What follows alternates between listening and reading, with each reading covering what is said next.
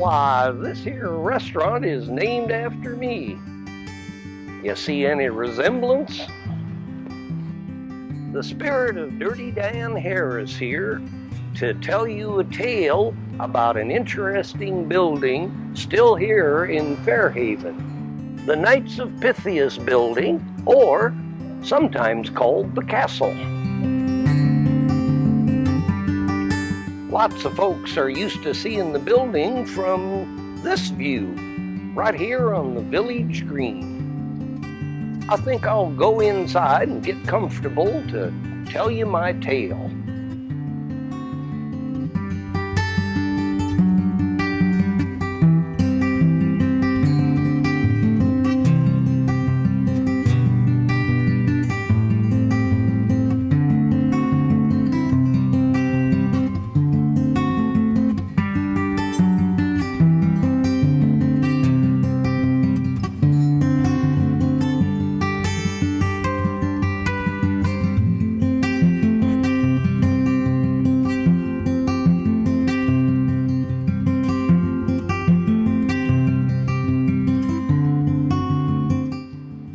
Let's start from the beginning. Early in 1891, two prosperous Fairhaven firms, Gates and Fraser Hardware and McDougall and Dotson Clothing, announced plans for the construction of the Knights of Pythias Hall Masonic Temple building. It would house their businesses on the ground floor and provide meeting halls on the upper floors for various fraternal organizations, most notably the Knights of Pythias.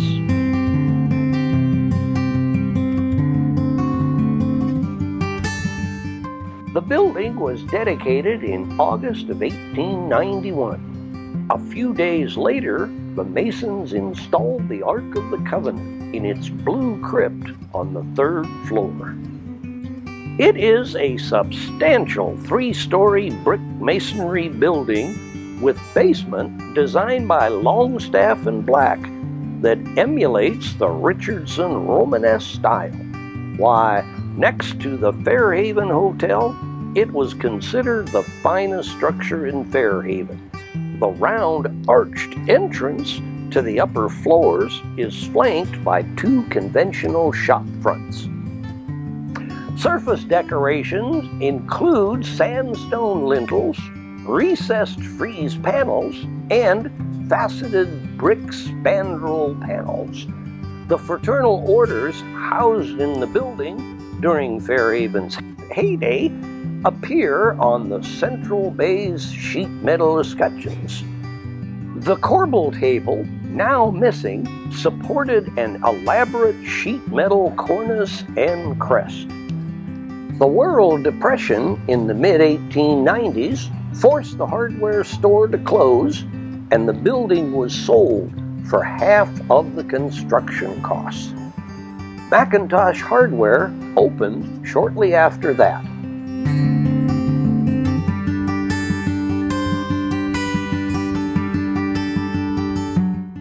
The original clothing store was eventually replaced by the Fair Department Store.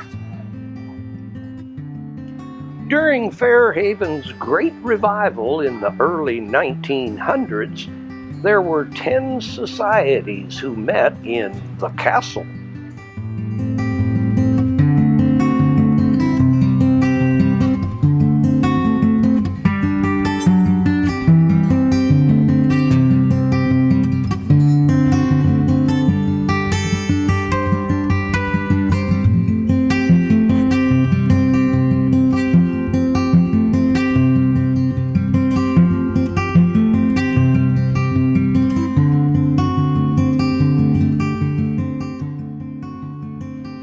Some raised funds for the destitute.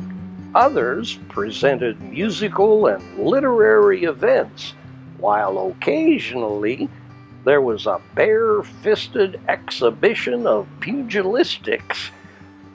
It resulted in a free buggy ride home to the victors.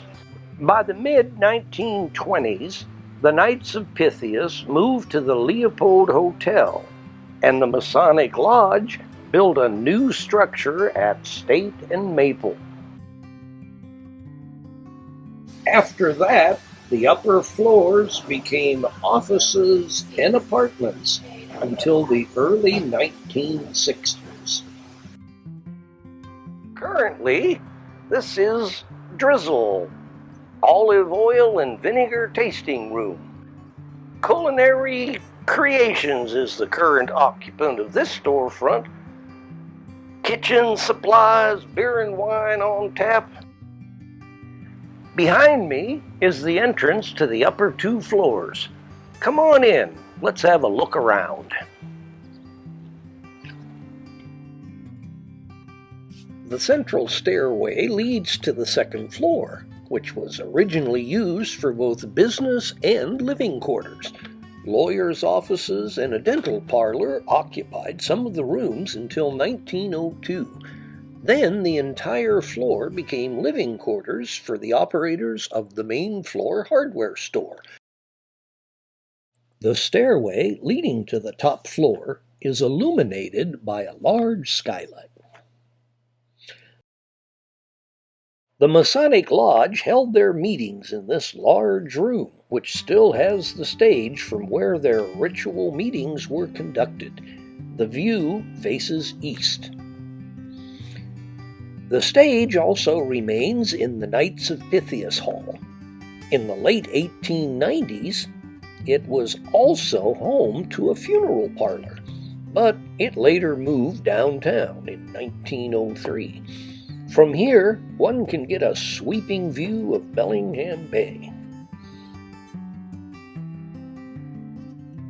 The storefront businesses changed hands frequently over the years. However, hardware stores occupied the space for nearly 80 years. Let's see now. There was Gates and Fraser, which transitioned to G.A. McIntosh Hardware. Then Groom, Adams, and Carter bought the store and couldn't decide what to name it. Each of their names were put into a hat, and Adams' name was pulled out, so it was named Adams and Company Hardware. Eventually, Mr. Grooms became principal owner, and he sold it in 1972. It then became Al's ProMart Home Center. In 1985, Village Books moved into the left storefront. At the same time, Colophon Cafe opened next door. Yep, it's been 30 years, and these 2 Fairhaven institutions are still alive and thriving. Here I sit in front of the Colophon Cafe, a Fairhaven institution. You see, Fairhaven in 1985 was in the midst of its own recession. Developer Ken Imus had spent the 70s buying up the brick buildings still standing from the brief boom of the late 1800s. He restored them slowly, and many were still boarded up and awaiting help. Mill Avenue to the north was still gravel and dirt. Dumpsters sat in the lot next to Paper Dreams building, and rats ran freely there and in the other many overgrown lots, harassed only by the numbers of feral cats that roamed the district. Their howls could be heard at night as they fought with each other and the raccoons. When the existing ice cream parlor moved out, Ray Dunn and Chuck Robinson came in one night with large hammers and saws and cut a hole in the wall between the stores. I don't think anyone got a permit, they just did it. Since the Colophon offered ice cream and lattes, Tiny Dunn bought a print of a cow and hung it in the cafe. The cows caught on, and they made it their logo. All of a sudden, cows were everywhere. Ice cream sales turned out to be seasonal, and as people asked for more lunch-oriented foods, Ray began to come up with simple one-pot soups. His first was the clam chowder he had made for years at home. He began with a single pot, and when it was empty, it was gone for the day. Within about a week, it was gone by 11 a.m. He bought more pots. Soon he had 4 pots cooking in a tiny kitchen space where the person making sandwiches stood butt to butt with the person doing the dishes. Business grew by leaps and bounds. One day, the owner of the Pythias building, Ken Imus, looked around at the lunch crowds and recommended expanding into the basement. The empty basement was the only option for expansion.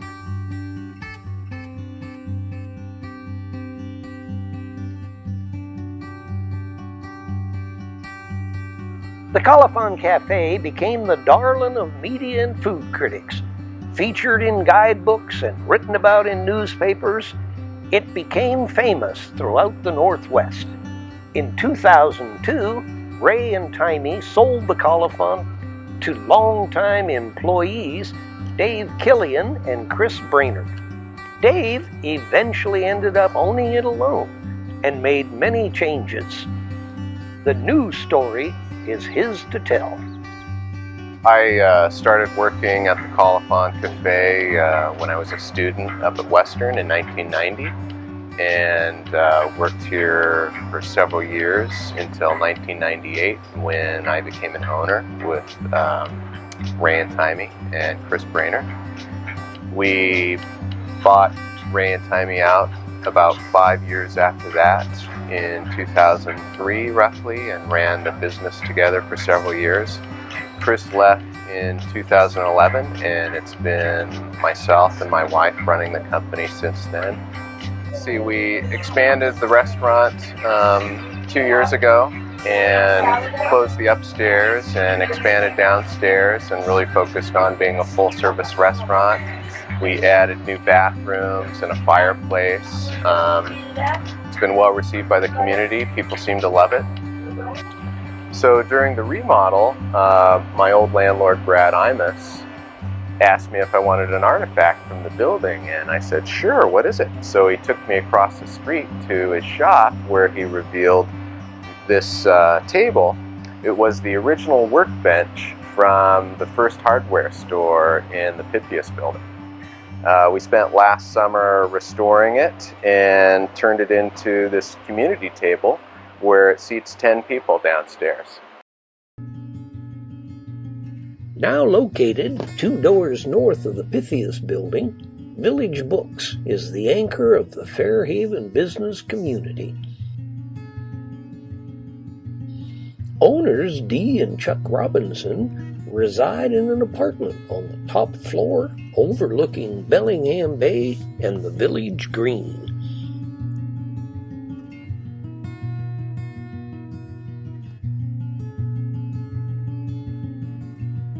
Fairhaven has certainly changed over the 35 years that we've been here.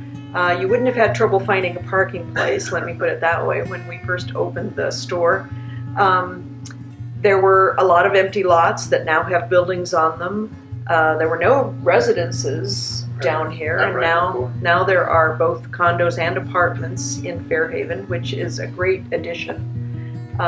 There are a lot more restaurants, and I'm not sure that there's an empty storefront right now, maybe one, but I'm sure it will fill quickly because it is a popular place to be. Well, in 1985, I guess it was, we were looking to, a space was going to become open next to us, and we invited our friends Ray Dunn and Timey to come join us and put a restaurant, a cafe in the bookstore. And it was a very, very new concept at that point. There were just a handful of bookstore cafes around the country.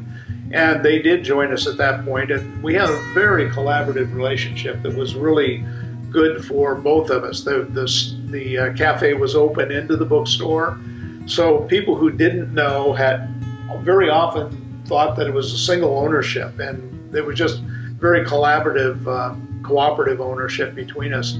that's continued in the present ownership. Ray and Timmy no longer own the cafe, but with Dave, who does own it, we still have a very cooperative relationship, and it's really I think the businesses have really built on one another over the years.